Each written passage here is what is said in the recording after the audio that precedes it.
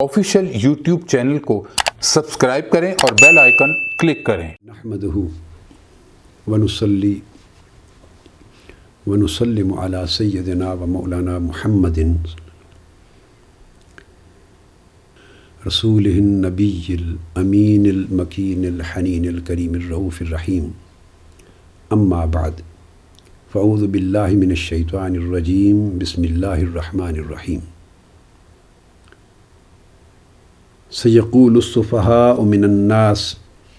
ما ولاہم عن قبلتہم التی کانوا علیہا قل للہ المشرق والمغرب یہدی من یشاء الی صراط مستقیم وکذالک جعلناکم امۃ وسطا لتکونوا شہداء علی الناس ویکون الرسول علیکم شہیدا وما جعلنا القبلۃ التی کنت علیہا الا لنعلم من يتبع الرسول ممن ينقلب على عقبيه وإن كانت لكبيرة إلا على الذين هدى الله وما كان الله ليضيع إيمانكم إن الله بالناس لرؤوف رحيم قد نرى تقلب وجهك في السماء فلنولينك قبلة ترضاها فول وجهك شطر المسجد الحرام وحيثما كنتم فولوا وجوهكم شطره وإن الذين أوتوا الكتاب ليعلمون أنه الحق من ربهم وما الله بغافل عما يعملون صدق الله مولانا العظيم۔ معزز حاضرین اور سامعین و ناظرین، الحمدللہ تعالی ہم اللہ جل مجدہ کی توفیق سے مقام رسالت اور حجیت حدیث و سنت کے ایک طویل سلسلہ وار موضوع پر گفتگو کرتے چلے آ رہے ہیں۔ پچھلی نشست میں ہم نے جو گفتگو شروع کی وہ اسی دوسرے پارے کی پہلی آیات کے حوالے سے تحویل قبلہ کی گفتگو شروع کی۔ پس منظر اس گفتگو کا یہ ہے اور مدلول اس پورے بیان کا یہ ہے کہ اللہ تبارک و تعالی حضور علیہ الصلاۃ والسلام پر دو طرح کی وحی نازل فرماتا۔ ایک وحی قرآن کی شکل میں جو سیدنا جبرائیل امین علیہ السلام لے کر اترتے، جس کو وحی جلی اور وحی مطلوب کہتے ہیں، وہ کتاب اللہ ہے، وہ قرآن مجید ہے۔ ایک اس کے علاوہ خفی طریق پر بھی اللہ رب العزت آقا علیہ السلام کو وحی دیتے رہتے، وہ بغیر کسی فرشتے کے اور بغیر جبرائیل امین کے واسطہ کے ہوتی، اس کو وحی خفی کہتے، اور وہ وحی غیر مطلوب، اس سے حدیث اور سنت نے جنم لیا۔ تو حدیث اور سنت بھی وحی الہی ہے، حدیث و سنت رسول، جیسے قرآن مجید وحی الہی ہے۔ دونوں میں فرق یہ ہے کہ قرآن لفظاً اور معناً دونوں شکلوں میں اللہ کا کلام ہے، منزل من اللہ ہے، اور حدیث اور سنت نبوی معناً وحی الہی ہے، لفظاً وہ کلام رسول ہے۔ حضور علیہ الصلاۃ والسلام کی زبان اقدس سے حضور کے کلمات ہوتے صلی اللہ علیہ وآلہ وسلم، مگر اس کا معنی، اس کا منشا، اس کی مراد، اس کا مفہوم، اس کا امر، وہ پیغام، میسج جو اس کے اندر ہوتا، وہ اللہ رب العزت کی طرف سے بطور وحی خفی آقا علیہ السلام پہ نازل ہوا ہوتا۔ اور اس باب میں قرآن مجید کی بے شمار تاریخی اور واقعاتی شہادتیں ہم نے پچھلی کئی نشستوں میں بیان کی، جن سے یہ ثابت ہوا کہ وہ بہت سے احکام ہیں جن پر آقا علیہ السلام نے عمل کیا، اور ان کا ذکر قرآن مجید میں کسی بھی آیت کی صورت میں ابھی نازل نہ ہوا تھا۔ وہ قرآنی حکم یا وہ قرآنی آیت اس حکم کو لے کر کبھی 10-11 سال بعد نازل ہوئی، کبھی 15 سال بعد نازل ہوئی، کبھی چند سال بعد کے نازل ہوئی، 9 سال بعد اتری، کبھی 1 سال بعد کے اتری، مگر آقا علیہ الصلاۃ والسلام 1 سال قبل سے لے کے 15 سال قبل تک کا عرصہ اس حکم پر عمل پیرا ہوتے رہے، اور یہ سارے واقعات قرآن مجید سے اور ساتھ متفق علیہ احادیث سے صحیحہ سے ثابت کر چکا ہوں. اور ان تمام چیزوں کی دلالت اس بات پر ہے کہ جب قرآن مجید کی آیت حکم لے کے اتری ہی نہ تھی تو آقا علیہ السلام اس حکم پہ جو عمل کرتے تو وہ کس آیت کے تحت، کس وحی کے تحت، اس کس ارشاد ربانی کے تحت عمل ہوتا. اس کو وحی خفی کہتے ہیں. وہ ایک الگ سلسلہ وحی تھا جو بطریق خفی آقا علیہ السلام پہ اللہ کی طرف سے جاری رہتا. اس طرح اللہ تبارک و تعالیٰ نے گویا اپنے ارشادات اور اپنی ہدایات کو ڈسٹریبیوٹ کر دیا تھا. یہ ایک ڈیوائن پلان تھا. جن جن چیزوں کو قرآن کا موضوع بنانا ہوتا وہ قرآن کی صورت میں وحی جلی کے طور پہ اتار دی جاتی. جو چیزیں حدیث اور سنت کا سبجیکٹ میٹر جن کو بنانا ہوتا ان کو وحی خفی کی صورت میں آقا علیہ السلام پہ اتارا جاتا اور آقا علیہ السلام اس کو ارشاد فرماتے. یا قرآنی احکام جس وقت پر اترنا مقصود ہوتے تاکہ امت کے لیے، جب قرآن میں اتر آیا تو امت کے لیے وہ فرض و واجب ہو گیا تو اس کو اپنے مقررہ وقت پہ اتارا جاتا. مگر اللہ رب العزت چاہتا کہ میرے محبوب اور میرے نبی اس پر عمل پہلے سے کریں، کیونکہ نبی کا عمل اور امتی کا عمل برابر نہیں ہے، تقدم ہے حضور کو، وہ پہلے سے جاری رکھیں. سو ان کو وحی خفی کے ذریعے اس کی اطلاع دے دی جاتی.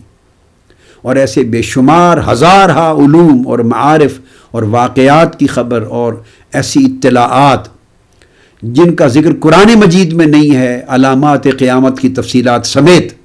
آقا علیہ السلام پر بطور وحی خفی ان کا نزول و ورود ہوتا اور آقا علیہ السلام ان کو بیان فرماتے، جن کا ذکر کتب حدیث میں بتفصیل ملتا ہے.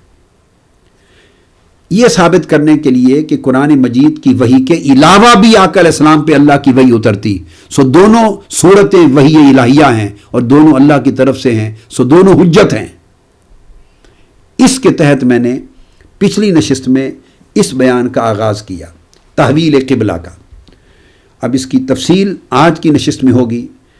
جتنا عرض کر دیا تھا پچھلی نشست میں، فقط اختصاراً اتنی بات کہنا چاہتا ہوں کہ یہ احادیث صحیحہ سے ثابت ہے. حضرت عبداللہ ابن عباس رضی اللہ تعالیٰ عنہ اس کے راوی ہیں، حضرت براء بن عازب رضی اللہ تعالیٰ عنہ راوی ہیں، اور دیگر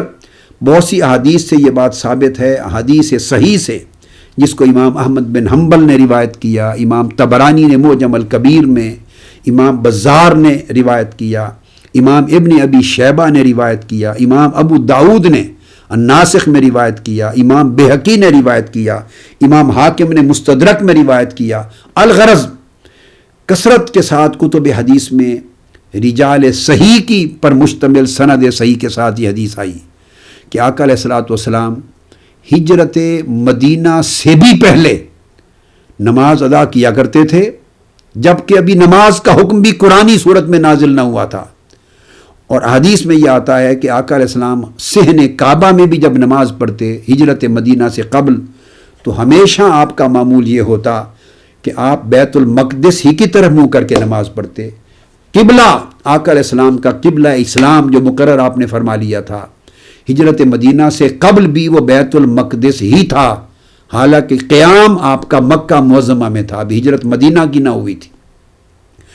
نماز صحن کعبہ میں پڑھ رہے ہوتے، مگر دراصل قبلہ اسلام اس وقت بھی بیت المقدس تھا. تو ان احادیث میں عبداللہ ابن عباس رضی اللہ تعالیٰ عنہ روایت کرتے ہیں کہ آقا علیہ السلام کا ہمیشہ پھر معمول یہ تھا احترام کعبہ مکہ، احترام کعبہ ابراہیمی کی وجہ سے کہ آقا علیہ السلام اس سمت کھڑے ہوتے کہ بیت المقدس کی طرف جب چہرہ انور کرتے تو کعبۃ اللہ بھی سامنے آ جاتا،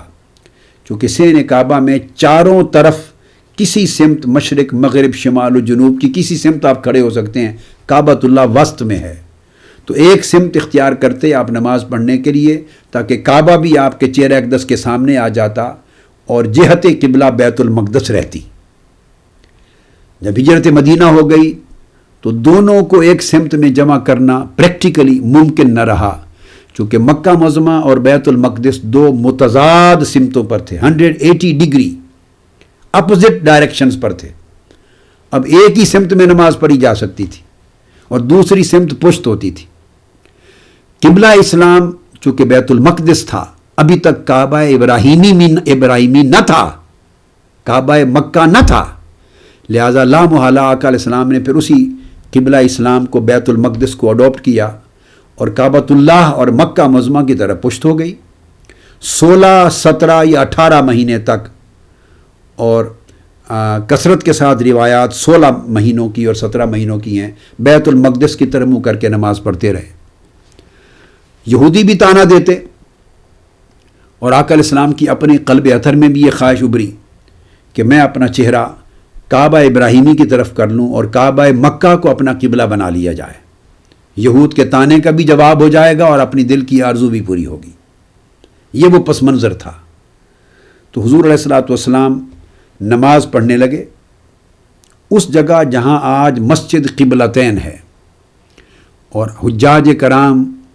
اور عمرہ کے لیے جانے والے اور زائرین بخوبی جانتے ہیں مسجد قبلتین کی زیارت کرنے ہر کوئی جانتا ہے، اور وہاں اپوزٹ سمت میں 2 قبلے ہیں۔ آقا علیہ السلام نے نماز شروع کی۔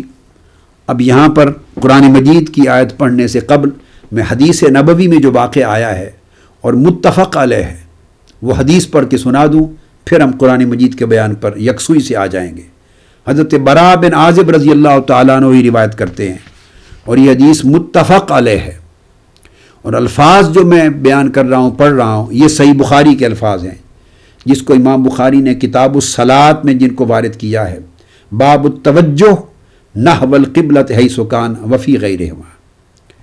اور صحیح مسلم میں بھی کتاب المساجد کے اندر یہ حدیث آئی ہے، باب تحویل القبلۃ من القدس الی الکعبہ،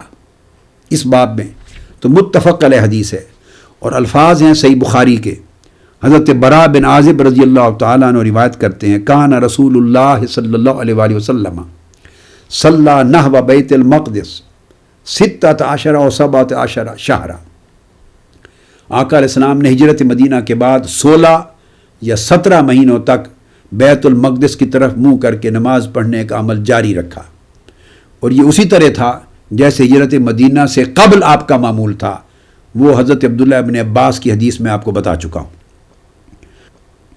کان رسول اللہ صلی اللہ علیہ وآلہ وسلم یحب ان یوجہ الی الکعبہ، آقا علیہ الصلوۃ والسلام کی خواہش یہ تھی کہ آپ کا چہرہ انور کعبہ مکہ کی طرف کر دیا جائے، یعنی تحویل قبلہ کا حکم آ جائے، آپ کے چہرہ اقدس کو پھیر دیا جائے کعبہ کی طرف، یہ آپ کی خواہش تھی۔ فانزل اللہ تعالی قد نرا تقلب وجہک فی السماء، یہ صحیح بخاری کے الفاظ پورے روایت کر پڑھ رہا ہوں، فتوجہ نحو الکعبہ، تو اللہ تبارک و تعالیٰ نے آپ کی اس خواہش کے پیش نظر فرمایا ہے حبیب مکرم، ہم نے آپ کے چہرے کا بار بار آسمان کی طرف پلٹنا دیکھ لیا ہے۔ فتوجہ نحو الکعبہ، سو امر الہی سے آقا علیہ السلام نے اپنا چہرہ اقدس کعبہ مکہ، کعبہ ابراہیمی کی طرف پھیر لیا۔ وقال السفہاء من الناس، اب دوسرے پارے کی اس پہلی آیت کریمہ کی طرف اس حدیث بخاری میں اور حدیث مسلم میں متفق علیہ حدیث میں اشارہ ہے کہ پھر لوگوں میں سے جو سفہاء بیوقوف لوگ تھے، وہو الجہود، اور اشارہ یہود کی طرف ہے، وہ کہنے لگے ما واللہم ان قبلتہم التی کانوا علیہا، کہ کس چیز نے انہیں اپنے اس قبلے سے پھیر دیا جس پر یہ پہلے سے موجود تھے، یعنی طویل مدت سے بیت المقدس کے قبلہ کی طرف منہ کر کے یہ نماز پڑھتے چلے آ رہے تھے، اب کون سی چیز واقع ہو گئی جس نے ان کا قبلہ بدل دیا اور ان کا چہرہ پھیر دیا اس قبلے سے؟ بیوقوف لوگ یہ کہیں گے۔ قرآن مجید کی اس آیت کو پھر کوٹ کی حضرت براء بن عازب رضی اللہ تعالیٰ عنہ نے، قل للہ المشرق والمغرب یہدی من یشاء الی صراط مستقیم، اے میرے حبیب میری عبادت محتاج نہیں ہے سمتوں کی اور جہتوں کی، مشرق بھی اللہ کا ہے اور مغرب بھی اللہ کا ہے۔ اب آگے حدیث میں ہے فصلی مع النبی صلی اللہ علیہ وسلم رجل، اس جماعت میں جس کی میں تفسیر آگے عرض کرتا ہوں، جس نماز کے دوران آقا علیہ السلام نے چہرہ اقدس بیت المقدس سے کعبۃ اللہ، کعبہ مکہ کی طرف پھیر لیا، اس نماز میں اس جماعت میں ایک صحابی بھی شامل تھا۔ وہ نماز سے جب فارغ ہو گیا اور اس نے حالت نماز میں دیکھ لیا کہ آقا علیہ السلام نے اپنا چہرہ اقدس پھیر لیا ہے کعبہ مکہ کی طرف اور سب صحابہ پھر گئے ہیں، وہ نماز سے فارغ ہو کے پھر چلا گیا بعد ازاں، ثم خرج بعد ما صلی، وہ مسجد سے نکلا اپنے کسی کام چلا گیا، فمر علی قوم من الانصار فی صلاۃ العصر، یہ واقعہ نماز ظہر کا تھا، اور نماز ظہر آقا علیہ السلام کے پیچھے پڑھ کر تحویل قبلہ ہو چکا، پڑھ کر وہ گیا، اور آگے جب گزرا تو اس نے انصار کی ایک مسجد کے قریب سے اس کا گزر ہوا، اور اس نے دیکھا کہ وہاں لوگ نماز عصر پڑھ رہے تھے اور بیت المقدس کی طرف بدستور اپنا چہرہ کیے ہوئے تھے، چونکہ کسی کو خبر نہیں تھی کہ تحویل قبلہ کا امر آ گیا ہے، اور آقا علیہ السلام نے چہرہ اقدس پھیر لیا ہے القدس کی بجائے اب کعبہ مکہ کی طرف۔ اس نے جب انہیں دیکھا کہ بیت المقدس کی طرف منہ کر کے بدستور نماز پڑھ رہے ہیں، فقال ہوا یشہد انہ صلی مع رسول اللہ صلی اللہ علیہ وآلہ وسلم، اس نے کہا کہ میں قسم کھاتا ہوں اور گواہی دیتا ہوں کہ وہ حضور میں حضور علیہ الصلوۃ والسلام کے ساتھ تھا، گواہی دیتا ہوں میں نے آقا علیہ السلام کے ساتھ نماز پڑھی ہے ابھی پچھلی، وَأَنَّهُ تَوَجَّهَ نَحْوَ الْكَعْبَةِ، اور آقا علیہ السلام نے چہرہ اقدس اب پھیر لیا ہے بیت المقدس کی بجائے کعبہ کی طرف۔ جب اس نے یہ بات کہی فَتَحَرَّفَ الْقَوْمُ، وہ لوگ جو بیت المقدس کی طرف منہ کر کے نماز پڑھ رہے تھے، اس کی گواہی سن کر اور قسم سن کر انہوں نے بھی اپنا چہرہ دوران نماز پھیر لیا اور بیت المقدس چھوڑ کے قبلہ کعبۃ اللہ کی طرف کر لیا، حتیٰ توجہوا نحو الکعبہ، حتیٰ کہ ان کے چہرے بھی کعبہ کی طرف ہو گئے۔ متفق علیہ واللفظ للبخاری، یہ حدیث متفق علیہ ہے اور الفاظ میں نے صحیح بخاری کے آپ کے سامنے پڑھے۔ اب اس سے جو بات بیان کرنا چاہتا ہوں قرآن مجید کی روشنی میں، تو واقعہ یہ ہوا کہ جب آقا علیہ الصلوۃ والسلام کی آرزو اور خواہش شدت اختیار کر گئی تو دوران نماز اپنے چہرہ اقدس آپ نے بار بار آسمان کی طرف پلٹا، جس پر اللہ رب العزت نے فرمایا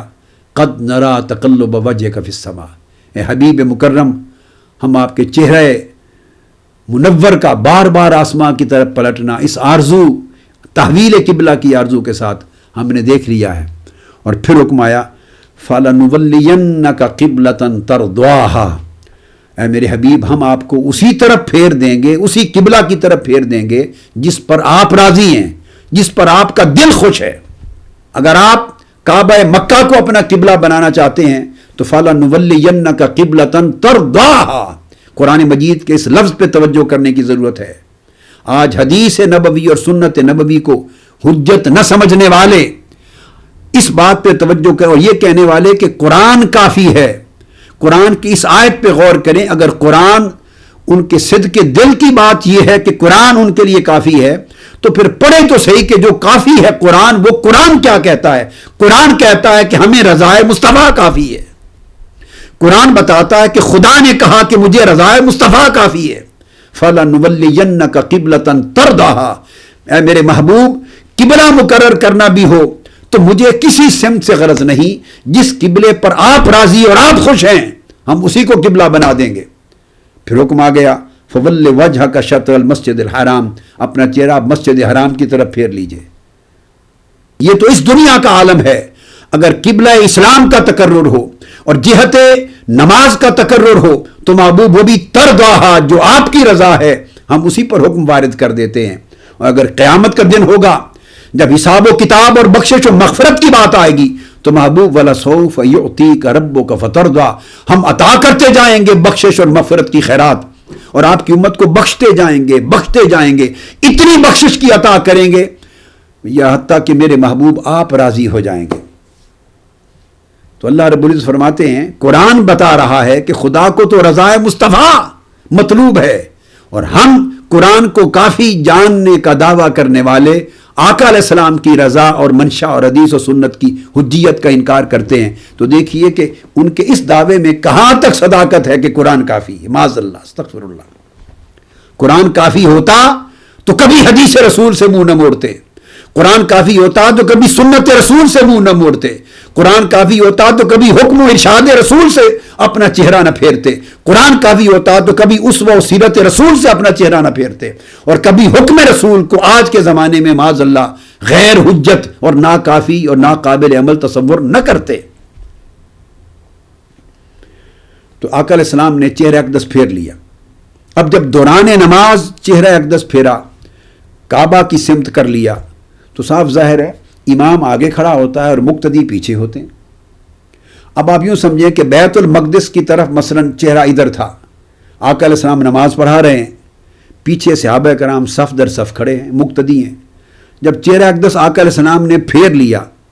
تو اب ایسا تو ہو نہیں سکتا کہ آقا علیہ السلام اسی مصلی پہ چہرہ پھیر کے کھڑے رہیں. تو اگر یہ ہو تو پھر تو صورت یہ بن جائے کہ امام کا چہرہ مقتدیوں کی طرف اور مقتدیوں کا چہرہ امام کی طرف. نماز تو نہیں ہو سکتی. آقا علیہ السلام نے جب چہرہ اقدس پھیرا تو لام والا صفیں چیر کر صحابہ کرام کی صفوں سے آگے نکل گئے. جدھر ان کی پشت تھی، چونکہ پشت سب کی کعبہ مکہ کی طرف تھی، اس طرف ہو کر آقا علیہ السلام پھر امامت کی شکل میں اپنا چہرہ انور کعبہ مکہ کی طرف کر کے کھڑے ہو گئے. اب ایک لمحہ ایسا آیا کہ جو مقتدی صحابہ کرام تھے، حضور علیہ السلام تو حالت نماز میں تھے اور حالت نماز میں ان سے کلام نہیں کر سکتے تھے، اور انہیں بتایا نہیں تھا کہ میں نے اپنا چہرہ کیوں پھیرا ہے، میں نے اپنی جگہ کیوں بدلی ہے، اور میں یہاں سے ہٹ کر چہرہ پھیر کر ادھر کیوں آ گیا ہوں. یہ تو صلات سے فارغ ہو کر نماز سے سلام پھیرنے کے بعد صحابہ کرام کو بتایا کہ میری آرزو تھی، میں چہرہ بار بار پلٹ رہا تھا اور وحی الہی سے یہ امر آ گیا، اور آج کعبہ مکہ، کعبہ ابراہیمی ہمارا قبلہ ہو گیا ہے. یہ بات تو نماز کے بعد بتائی. دوران نماز تو ایک لمحہ امتحان تھا، ایک آزمائش کی گھڑی تھی صحابہ کرام کے لیے. قرآن مجید اسی کی طرف اشارہ کرتا ہے اور فرماتا ہے وَمَا جَعَلْنَا الْقِبْلَةَ الَّتِي كُنْتَ عَلَيْهَا، اے میرے حبیب صلی اللہ علیہ وآلہ وسلم، ہمیں قبلہ اس سمت مقرر کرنے یا اس سمت مقرر کرنے میں ہمیں تو نہ کوئی حاجت تھی نہ غرض تھی. ہم نے یہ جو مقرر کر دیا تھا قبلہ بیت المقدس، ہم نے تو اس وجہ سے مقرر کیا تھا، جب پہلے کیا تھا یعنی آپ مدینہ طیبہ میں آئے، جب تک تو مکہ معظمہ تھا، تو وہ لوگ جو نسل در نسل کعبہ ابراہیمی سے واقف تھے، ان لوگوں نے تو کبھی فلسطین جا کر القدس جا کر بیت المقدس کو دیکھا ہی نہ تھا. جس کعبہ کو دیکھا ہی نہ تھا اس کعبہ سے شناسہ نہ تھے، اس سے ان کا تعارف نہ تھا، اس کی ان کو پہچان نہ تھی، اس کے ساتھ ان کا کوئی نظری قلبی تعلق نہ تھا، حتیٰ کہ اہل مکہ کا تاریخی تعلق بھی کوئی نہ تھا. تو جب مدینہ میں آ گئے، مکہ معظمہ میں تو کعبۃ اللہ بھی سامنے رہتا، تو ان کا جو تاریخی روایت ہے، ایک قلبی تعلق ہے، اس کعبہ کے مجاور تھے، اس کعبہ کے محافظ تھے، اس کعبہ کی خدمت کرنے والے تھے، حجاج کے سارے میزبان تھے، وہ ایک تعلق تو اسی کعبے کے ساتھ تھا، ان کا بیت المقدس سے تو کوئی تعلق نہ تھا. تو چونکہ کعبۃ اللہ سامنے رہتا، سو اس لیے انہیں کوئی مشکل پیش نہ آتی تھی، دونوں قبلے آنکھوں کے سامنے ہوتے. تو جب آپ ادھر آ گئے اور بیت المقدس کا قبلہ مقرر جو تھا، اب ادھر منہ کر کے نماز پڑھنے لگے اور کعبہ ابراہیمی مکہ معظمہ پشت پیچھے ہو گیا، تو محبوب ایک آزمائش تو وہ تھی کہ ادھر جب آ گئے اور کعبہ ابراہیمی کی طرف جو ان کے آباء و اجداد کے وقت سے کعبہ چلا رہا تھا، پیدا ہوئے تھے، آنکھ کھولی تھی تو جس کعبے کو دیکھا تھا. بیت المقدس کو تو سفر ہی کر کے نہیں دیکھا تھا انہوں نے کہ وہ کہاں کوئی قبلہ ہے بھی یا نہیں. ان کی تو شناسائی اسی سے تھی، وابستگی اسی سے تھی، محبت اسی سے تھی، ان کے دلوں میں احترام اسی کعبے کا تھا، عزت اسی کعبے کی تھی. تو کتنی عجیب آزمائش کی گھڑی تھی کہ جب ہجرت مدینہ کے بعد محبوب آپ نے چہرہ امر الہی کے تحت حسب سابق بیت المقدس کی طرف کیے رکھا 16 مہینے، تو کعبے کی طرف اب پشت ہونے لگی، جو کہ ہجرت مدینہ سے پہلے نہیں ہوتی تھی، اب پشت ہو گئی. تو کمال تھا ان کا ایمان. اے میرے حبیب، آپ کے ساتھ ان کی محبت، آپ کے اوپر ان کا اعتماد، آپ کے ساتھ ان کا عشق اور آپ کے ساتھ ان کی عقیدت کی پختگی وہ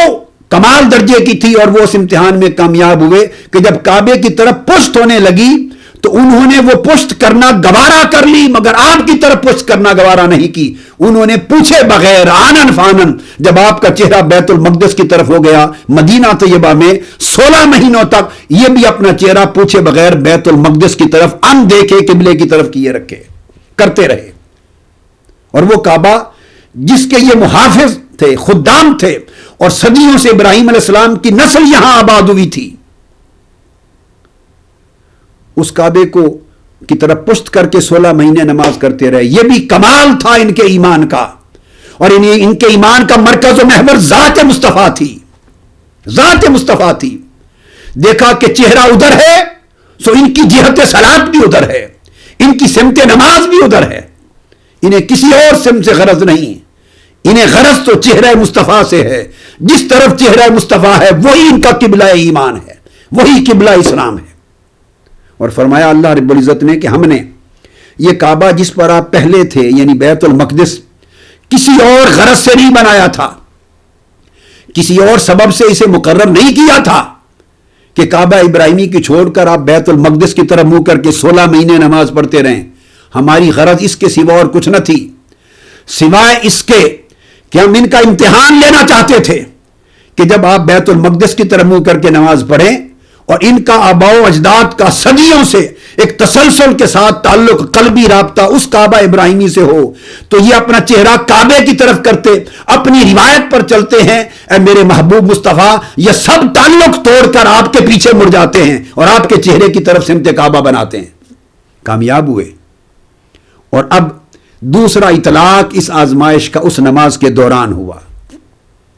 اس نماز کے دوران کی جب تحویل قبلہ ہو گئی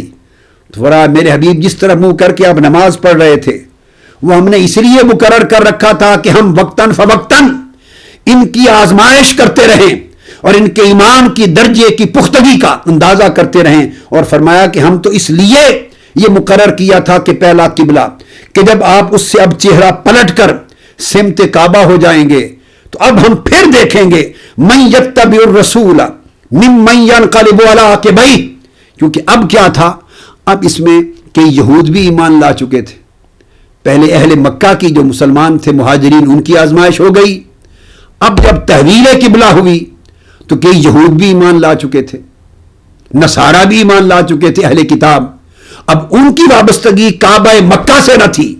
ان کی ساری وابستگی تاریخی، اعتقادی، کتابی، ایمانی، حبی، قلبی، نسلی ساری وابستگی بیت المقدس کے ساتھ تھی، جس طرح اہل مکہ کی مہاجرین کی گزشتہ ساری وابستگی کعبہ مکہ کے ساتھ تھی، انہوں نے وہ وابستگی توڑ دی اور وابستگی مصطفیٰ کو ایمان بنا لیا۔ اور وہ اہل کتاب جو ہجرت مدینہ کے بعد مسلمان ہوئے ان کی وابستگی ساری نسلوں سے بیت المقدس کے ساتھ تھی، جب مسلمان ہوئے تو بیت المقدس کی طرف منہ کر کے نماز پڑھتے رہے۔ اور اب کمال یہ ہے کہ یہ انصار تھے، اب جو حدیث میں نے آپ کو متفق علیہ سنائی یہ انصار تھے، اور انصار اہل مدینہ تھے، یہ مہاجرین نہ تھے، ان میں اکثریت یہود اور اہل کتاب کی تھی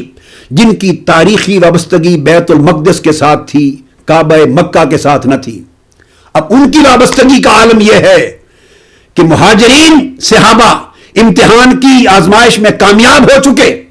اب وہ صحابہ جو اہل کتاب میں سے آئے تھے آقا علیہ السلام کی غلامی میں، اب ان کی آزمائش کا وقت آیا ہے۔ جب حکم ہو گیا تحویل قبلہ کا اور ہیں بھی حالت نماز میں اور آقا علیہ السلام سے الگ سے حکم بھی سرین نہیں سنا تو چہرہ اقدس پھر گیا اور آقا علیہ السلام صف چیر کے کعبہ کی طرف آ گئے تو ایک لمحہ ایسا آیا کہ مقتدی ادھر منہ کر کے کھڑے تھے جیسے نماز شروع ہوئی تھی بیت المقدس کی طرف، اور امام تاجدار کائنات صلی اللہ علیہ وسلم کا چہرہ اقدس ادھر کعبہ مکہ کی طرف ہو گیا تھا۔ وہ لمحہ ایک آزمائش کا لمحہ تھا۔ قرآن مجید کہتا ہے وَإِن كَانَتْ لَكَبِيرَةً، یہ بہت بھاری گھڑی تھی، آزمائش تھی، ایک سوچ کی گھڑی تھی کہ آیا نماز سے فارغ ہونے تک اور حکم رسول کو سننے تک، یہ قرآنی آیت اور قرآنی حکم اللہ کے حکم کو جان لینے تک نماز اسی طرف کر کے پڑھتے رہیں یا ہم بھی اپنی نمازوں میں رخ پھیر لیں۔ ان کانت لکبیرتن، بڑی بھاری گھڑی تھی اور ایک امتحان تھا۔ عقل کہتی تھی کہ انتظار کر لو، عقل کہتی ہوگی کہ انتظار کر لو، نماز سے فارغ ہو گئے تو پوچھیں گے کہ یا رسول اللہ چہرہ اقدس کیوں پھیر لیا، کیا ہو گیا؟ ہم صدیوں کے ساتھ ہمارا ایک تعلق تھا بیت المقدس کے ساتھ اور آپ بھی 16 ماہ سے ادھر منہ کر کے نماز پڑھا رہے تھے، یکلخ دوران نماز چہرہ ادھر کیوں کر لیا؟ ہم اپنے قبلے سے تعلق توڑ لیں یا کیا کریں؟ عقل کہتی ہوگی کہ نماز کے بعد پوچھ کر فیصلہ کریں گے، مگر نہیں، عشق، جس عشق کا عنوان ایمان ہے، وہ کہتا تھا نہیں، تمہارا تعلق کسی قبلہ اور کعبہ سے کیا ہے؟ لوگوں، تمہارا اپنا تعلق کسی سمت اور جہت کے ساتھ کیا ہے؟ چہرہ مصطفیٰ ادھر تھا، یہی قبلہ اسلام تھا۔ اب دوران نماز چہرہ مصطفیٰ ادھر کو پھر گیا، وہی اتری یا نہیں؟ اللہ کی آیت آئی یا نہیں؟ حکم خداوندی لے کر جبرائیل امین اترے یا نہیں؟ یہ معاملہ خدا اور مصطفیٰ کے مابین ہے، تمہیں کیا سروکار ہے اس سے؟ تمہیں اس سے کیا لینا؟ تمہارا سروکار تو اس چہرہ مصطفیٰ کے ساتھ ہے۔ چہرہ ادھر تھا تو یہ قبلہ اسلام تھا، اب چہرہ ادھر ہو گیا तुम किबला से ताल्लुक तोड़ लो, उधर फिर जाओ जिधर चेहरा मुस्तफ़ा हो गया है। ये दावत इश्क थी, वो दावत अक्ल थी। और इस आजमाइश की घड़ी में कुरान कहता है कि इस सख्त घड़ी में इल्ला अलल्लज़ीन हदल्लाह, मगर वो सख्त घड़ी सख्त न रही उन लोगों पर जिनको अल्लाह ने हिदायत अता कर दी, जिन्हें अल्लाह ने जिनके दिलों में हिदायत डाल दी, उनके लिए आजमाइश सख्त न रही।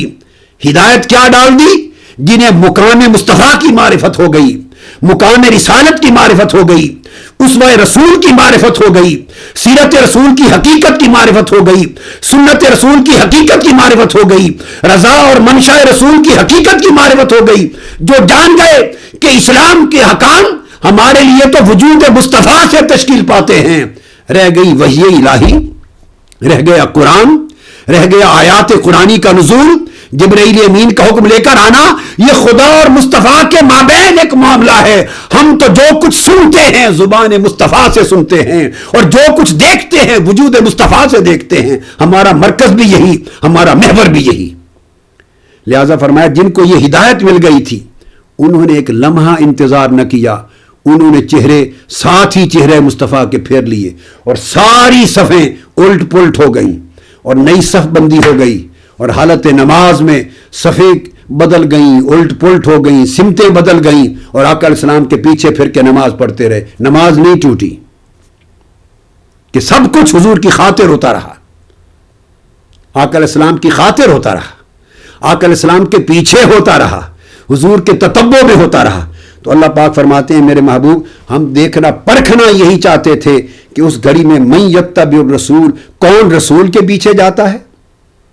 कौन मेरे महबूब की पैरवी करता है। उस पैरवी की बात हो रही है, सुन्नत रसूल की, हदीस रसूल की, उसवा सीरत रसूल की, और रज़ा व मंशा रसूल की पैरवी कौन उधर करता है। मिम्मन यनक़लिबु अला अक़बैहि, और कौन अपने उल्टे पांव फिर जाता है, यानी कौन अपनी वाबस्तगी किबला से रखता है, किबला इस्लाम से जो चला आ रहा है, और कौन अपनी वाबस्तगी उस किबला के किबला से रखता है, ज़ात मुस्तफ़ा से रखता है। सो लोगों ने उस साबका किबला इस्लाम की जिहत को तोड़ दिया और किबले के किबले की जिहत को अपना लिया, आका अलैहिस्सलाम के पीछे आ गए। तो अल्लाह पाक ने फरमाया मा कान अल्लाहु लियुदिया ईमानकुम, और ये हिदायत अल्लाह की तौफीक से हुई। अल्लाह नहीं चाहता था कि इनका ईमान ज़ाया हो, अल्लाह रऊफ़ुर रहीम है। यही वजह हुई कि वो अंसार जो अहले किताब में से मुसलमान हुए थे, इन्होंने तो आका को मुर्ते देखा था, हालत नमाज में खुद फिर गए। वो तो हुजूर के साथ भी न थे उस वक्त सल्लल्लाहु अलैहि वसल्लम, वो नमाज पढ़ रहे थे बैतुल मक़दिस की तरफ। एक सहाबी ने, सादिक मुखबिर ने, सच्ची खबर देने वाले ने कसम खाकर गवाही दी कि मैं देख कर आया हूं कि आका ने चेहरा अक़दस फेर लिया है। उन्होंने खबर सुनकर हालत नमाज में किबला छोड़ दिया और अपने चेहरे उधर ही कर लिए जिधर चेहरा मुस्तफ़ा हो गया था। अल्लाह रब्बुल इज़्ज़त ने इस पर कहा कि ये सही बुखारी और मुस्लिम में है कि अल्लाह ताला उनके ईमान ज़ाया नहीं चाहता था कि ज़ाया हो, सो उनको हिदायत दी और वो भी फिर गए अपने चेहरों के साथ उसी सिम जिधर आका अलैहिस्सलाम फिर गए थे। अब ये तो सारा वाक़या था। इस पर जो चीज़ बड़ी बुनियादी कहना चाहता हूँ वो ये कि अलहम से वन्नास तक पूरे कुरान को पढ़ लीजिए। तहवील किबला का ये जिक्र आया है कुरान मजीद में, मगर बैतुल मक़दिस से फिरकर काबा इब्राहिमी, काबा मक्का की तरफ चेहरा अक़दस करने का हुक्म मिलता है कुरान में। यही वाक़या है तहवील किबला का। और यहां हुक्म आया फवल्लि वजहक शतर अल मस्जिद अल हराम, मेरे हबीब अपना चेहरा मस्जिद हराम की तरफ कर लीजिए। वहैसुमा कुंतुम फवल्लु वुजूहकुम शतरा, मुसलमानों तुम जहां कहीं हो मस्जिद हराम यानी काबा इब्राहिमी की तरफ, काबा मक्का की तरफ अपने चेहरे फेर लो। यह जिक्र बार बार आया है इसी मुकाम पर। तो तहवील किबला एक बार हुई और बैतुल मक़दिस से चेहरा फेर के मस्जिद हराम की तरफ मुंह करने का हुक्म तो कुरान में है। अब मेरा सवाल यह है, बैतुल मक़दिस से चेहरा फेरना और मक्का मुअज़्ज़मा की तरफ किबला इस्लाम बना लेना मस्जिद हराम को, यह तो कुरान में है। इससे कबल जो अलग तहकीक साबित है कि 16 माह तक आका अलैहिस्सलाम बैतुल मक़दिस की तरफ मुंह करके नमाज पढ़ते रहे और मक्का मुअज़्ज़मा में क़ब्ल हिजरत भी किबला बैतुल मक़दिस रहा। वो कुरान मजीद की किस आयत में हुक्म उतरा था? अलहम से वन्नास तक पढ़िए, उसका हुक्म किसी कुरान की आयत में नहीं है। और चलो अगर कोई दौरान क़याम मक्का बैत उल मक़दिस की तरफ मुंह करके नमाज पढ़ने को न माने, हालांकि मुत्तफ़क़ अलैह हदीस से सही से साबित हैं, न माने, चूंकि चेहरा अक़दस में काबा भी सामने होता था, किसी को मुगालता लायक हो तो चलो इस पर जोर नहीं देता, जबकि हदीस से यह साबित है, इनकार की गुंजाइश नहीं। मगर इस अमर में तो इनकार नहीं कि तहवील किबला हुआ। 16 माह तक बैतुल मक़दिस की तरफ मुंह करके आकर सामने नमाज पढ़ी और पढ़ाई, और 16 महीने 1.5 साल के बाद मस्जिद हराम की तरफ चेहरा अक़दस फेरा गया इस आयत के तहत। सवाल यह है कि वो 16 माह मदीना में जो बैतुल मक़दिस की तरफ मुंह करके नमाज पढ़ाते रहे आका अलैहिस्सलाम और पढ़ते रहे अलहम से वन्नास तक पूरे कुरान में बताइए ये हुक्म कहां था? कहीं नहीं है। पूरे कुरान में पढ़ लीजिए। बड़ी बुनियादी बात की तरफ मैंने तावील किबला के वाकया के साथ तवज्जो मबजूल कराई है। तवज्जो बहुत कम लोगों की जिंदगी में इस अमर की तरफ गई होगी, शायद बहुत ही कम अहले इल्म की गई होगी कि तावील किबला में तो बैतुल मक़दिस से मुंह फेर कर मस्जिद हराम की तरफ चेहरा करने का हुक्म आया। ये जो अब काबा है हमारा, इसके किबला मुकर्रर होने का हुक्म आया इन आयात में। सवाल यह है कि इससे कबल 1.5 साल तक जो बैतुल मक़दिस की तरफ मुंह करके आका नमाज पढ़ते रहे और पढ़ाते रहे, और उस वक्त भी बैतुल मक़दिस ही की तरफ मुंह करके नमाज पढ़ा रहे थे जब आका अलैहिस्सलाम पर तहवील किबला का हुक्म नाजिल हुआ आपकी ख्वाहिश पर। सवाल यह है कि वो 18 महीने और उससे कबल हिजरत मदीना का ज़माना, वो ज़माना जो बैतुल मक़दिस किबला रहा, वो कुरान की किस आयत के तहत रहा? हालांकि आका अलैहिस्सलाम तो पैदा मक्का में हुए, आपने तो देखा काबा इब्राहिमी को, तवाफ भी इसी काबा का करते थे, हज भी इसी काबा का करते थे, रिवायतन ताल्लुक भी इसी काबा के साथ था, नस्लन आबान व अजदादन भी ताल्लुक इसी काबा के साथ था। बैतुल मक़दिस के साथ तो वास्ता तारीखी तौर पे नहीं था, मगर मक्की होकर बैतुल मक़दिस की तरफ मुंह करके नमाज पढ़ते रहे और मदीना में आके 1.5 साल तक पढ़ते रहे। बताइए अलहम से वन्नास तक कहां है वो कुरान मजीद में हुक्म कि किबला बैतुल मक़दिस मुकर्रर किया गया और आज उसको मनसूख करके मस्जिद हराम बनाई जा रही है किबला? वो हुक्म कहां था? वो किस आयत के जरिए अमल होता रहा? किस हुक्म कुरानी के जरिए अमल होता रहा? कुरान में नहीं है। कुरान में नहीं तो इसका मतलब है कि वो माज़अल्लाह कुरान मजीद के मंशा के खिलाफ या अमर इलाही के खिलाफ तो हुजूर ने नमाजें नहीं पढ़ी ना पढ़ाई, वो भी अमर इलाही था। अब उसको कुरान कहता है, उस पर तवज्जो करें। कुरान कहता है वमा जअलनल क़िबलतल्लती कुन्ता अलैहा, ऐ मेरे हबीब, ये जब तहवील किबला हो रहा है, जब नमाज पढ़ रहे थे आका अलैहिस्सलाम और दौरान नमाज किबला बदल लेने और मस्जिद हराम की तरफ चेहरे अनवर कर लेने का हुक्म नाजिल हुआ, उस वक्त ये बात बताई जा रही है कुरान में कि महबूब, ये जो इससे पहले बैतुल मक़दिस का किबला हमने मुकर्रर कर रखा था,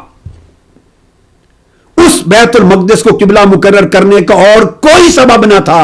सिवाय इसके कि इस घड़ी में इम्तिहान ले कि जब किबला बदले तो कौन उस किबले का दामन थामता है और कौन मुस्तफा का दामन थामता है। हम ये इम्तिहान लेना चाहते थे कि उनके ईमान की बुनियाद और उनके तमस्सुक की बुनियाद और उनकी अकीदत की बुनियाद ज्यादा पुख्ता इधर है किबले की तरफ या चेहरा मुस्तफा की तरफ है। तो हमने इस इम्तिहान की खातिर वो किबला मुकर्रर कर रखा था। और कुरान जो कहता है सयक़ूलु सुफ़हाउ मिनन्नास मा वल्लाहु मन क़िबलतिमुल्लती कानू अलैहा, कि बेवकूफ लोग यहूदी ये कहते हैं कि किस चीज ने इन्हें उस किबला से फेर दिया जिस पर ये पहले थे। ये सब आयतें एक वक्त में उतरी। तो मेरा सवाल ये है कि इससे कबल तो कोई एक आयत कुरान में नहीं है जिसने कहा हो कि महबूब आपका किबला बैतुल मक़दिस मुकर्रर किया जाता है, इधर मुंह करके नमाज पढ़ा करें। किस हुक्म के जरिए, किस आयत करीमा के तहत हुजूर बैतुल मक़दिस की तरफ मुंह करके नमाज पढ़ते थे? कुरान में नहीं है। साफ जाहिर है हिदायत रब्बानी के तहत ही था, अल्लाह के अमर के तहत ही था। और वो अमर कहां था? वो बजरिया जिब्राइल कुरान में नहीं उतरा। वो वही खफी थी जिसको हदीस कहते हैं, जिससे सुन्नत ओरिजिनेट होती है, हदीस ओरिजिनेट होती है। तो आप अंदाजा करें कि 16 माह मदीना तैयबा के और उससे कबल के सारे साल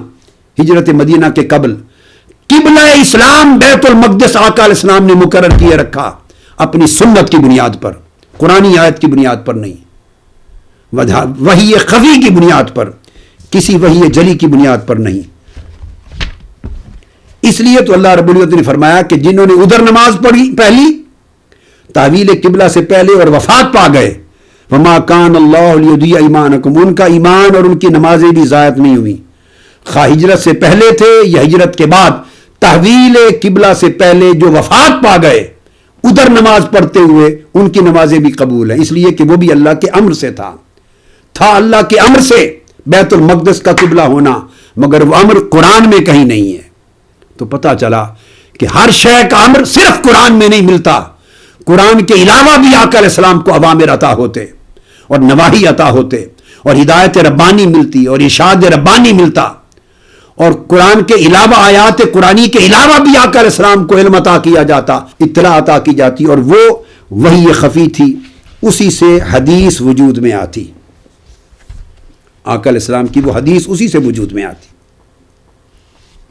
اسی طرح بات ختم کرتے ہوئے ایک ریفرنس آج کی نشست کے لیے اور دیتا ہوں، اور اس کا تعلق فتح مکہ سے ہے۔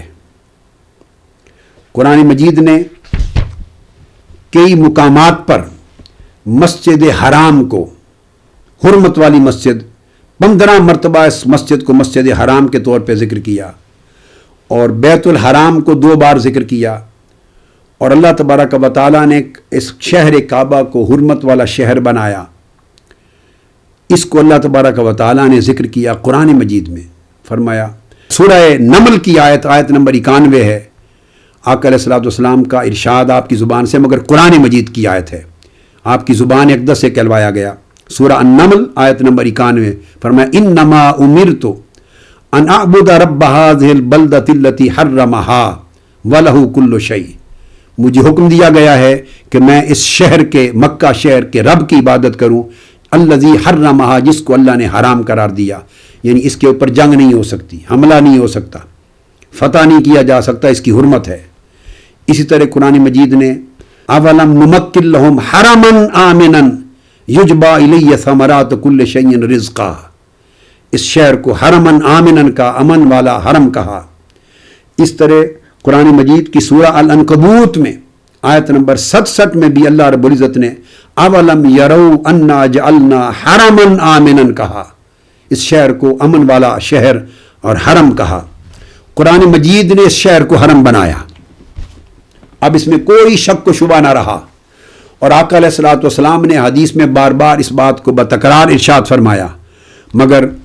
حدیث پاک میں کثرت کے ساتھ آتا ہے اور متفق علیہ حدیث ہے۔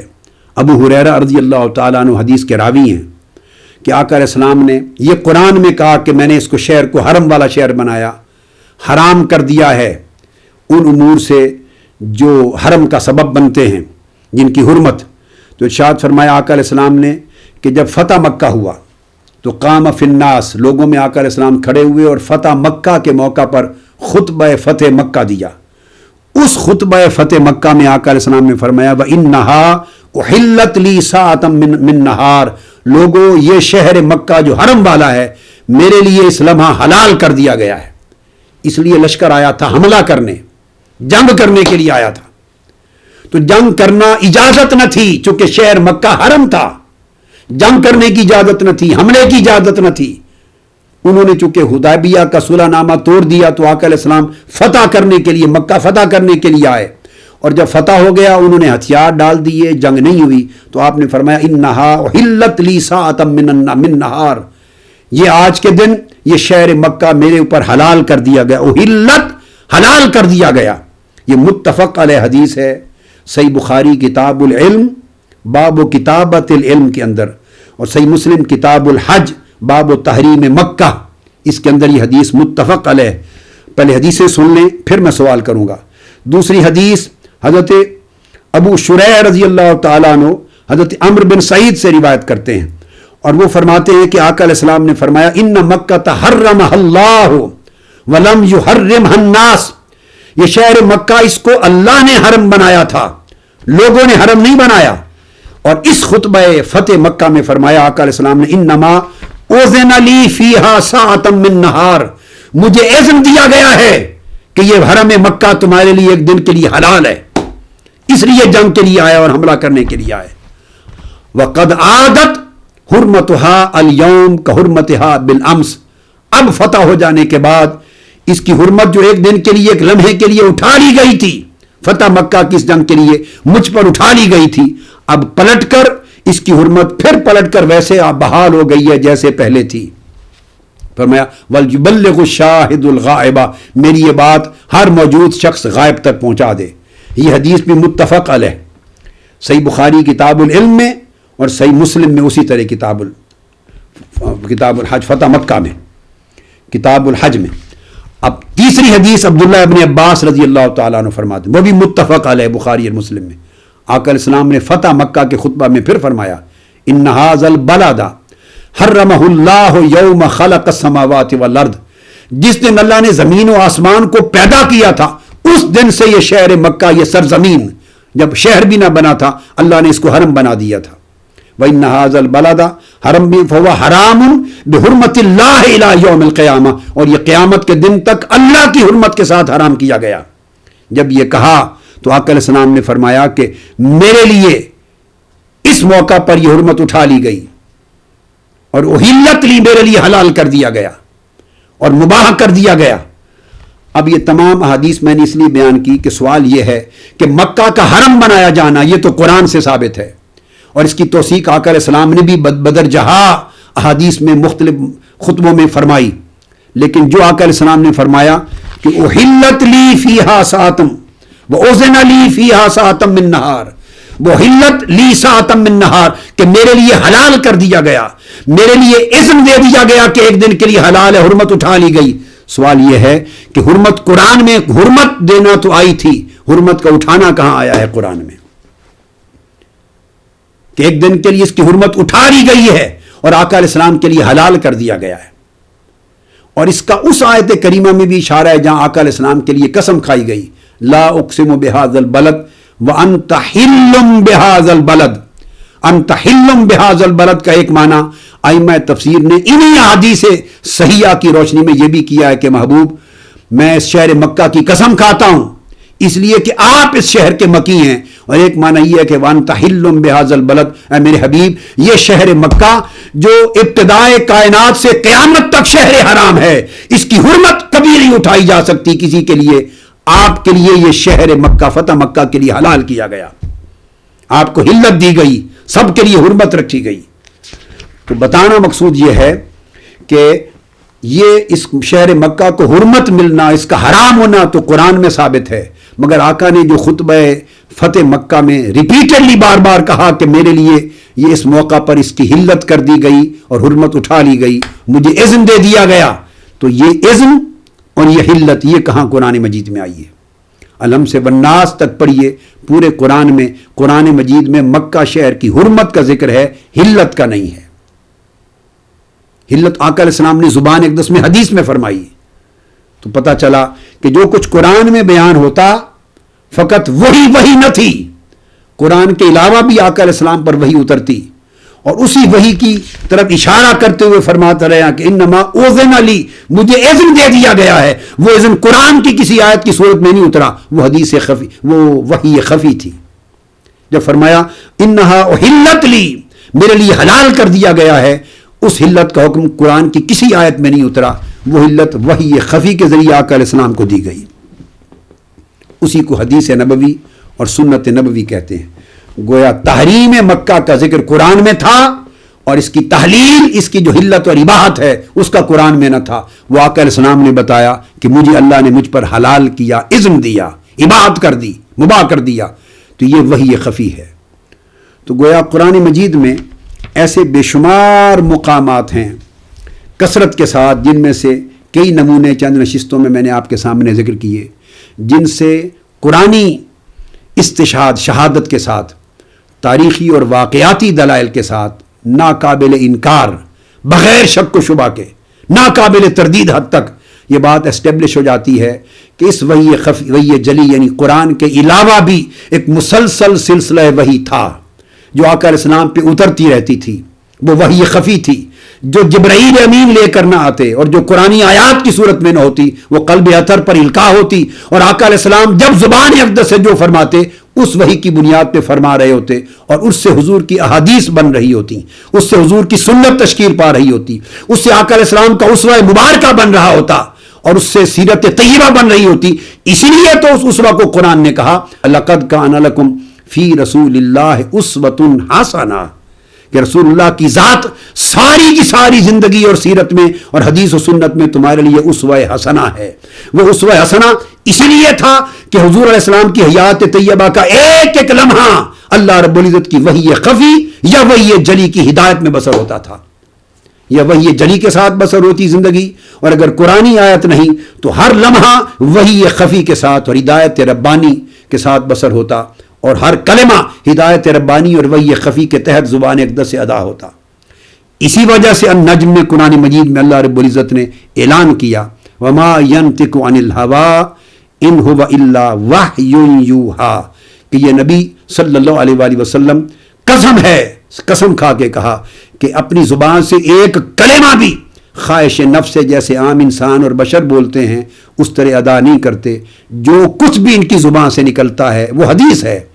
وحی یوحی وہ وحی ہوتی ہے جو اللہ کی طرف سے ان کو کی جاتی ہے. ان قرآنی واقعاتی تاریخی شہادتوں سے یہ بات بغیر شک و شبہ کے اسٹیبلش ہو گئی کہ وحی خفی کا ایک سلسلہ الگ تھا اور وہ قرآن کے علاوہ تھا، اور وہ بھی آقا علیہ السلام پر ہر وقت اترتی رہتی، اور ہزارہا احکام اور ہزارہا لاکھوں خبریں اور اطلاعات اور امت کو ہدایات آقا علیہ السلام نے اس وحی خفی کی بنیاد پر دیں جو احادیث نبوی اور سنن نبوی سے ثابت ہیں، اور ہزارہ احکام قرآن مجید کے ذریعے دیے. سو اگر قرآن حجت ہے تو اس کے ساتھ وہ وحی خفی حضور کی سنت اور حدیث بھی اسی طرح حجت ہے. اگر قرآنی احکام کا وجوب اور فرضیت کا انکار ممکن نہیں تو حدیث نبوی اور سنت نبوی کا وجوب اور فرضیت اس کا انکار بھی ممکن نہیں کہ چشمہ حجیت دونوں کا ایک ہے. قرآن کی حجیت کا چشمہ بھی فرمان الہی ہے اور حدیث و سنت نبوی کا چشمہ حجیت بھی فرمان الہی ہے. جس نے حدیث و سنت نبوی کی حجیت کا انکار کر دیا اس نے براہ راست قرآن کا انکار کر دیا، اس نے پورے اسلام کا انکار کر دیا، کیونکہ حدیث و سنت کی حجیت کے بغیر اسلام کا کوئی وجود اور شریعت اور احکام شریعت کا کوئی وجود نہ بنتا ہوا دکھائی دیتا ہے، نہ اس کی تشکیل و تکمیل دکھائی دیتی ہے. آج کی گفتگو یہاں پہ ختم کرتے ہیں. اس کے بعد اگلی نشست سے انشاءاللہ تعالی میں ان احادیث نبوی کا ریفرنس دوں گا جہاں آقا علیہ الصلوۃ والسلام نے اپنی زبان مبارک سے اپنی حدیث کو بغیر آیات قرآنی کے حدیث کی بات کر رہا ہوں اس کو خود وحی کہا ہے. اب ہم اگلے مرحلے پر اس قسم کے دلائل پر آئیں گے جہاں آقا علیہ السلام نے خود زبان مبارک سے اپنی حدیث کو وحی کہا ہے، صرف قرآن کو نہیں بلکہ اپنی حدیث کو خود وحی فرمایا ہے، تاکہ اس کی حجیت اس دلیل کے اس گوشے سے بھی اسٹیبلش ہو سکے. وما علینا الا البلاغ. آفیشیل یوٹیوب چینل کو سبسکرائب کریں اور بیل آئیکن کلک کریں.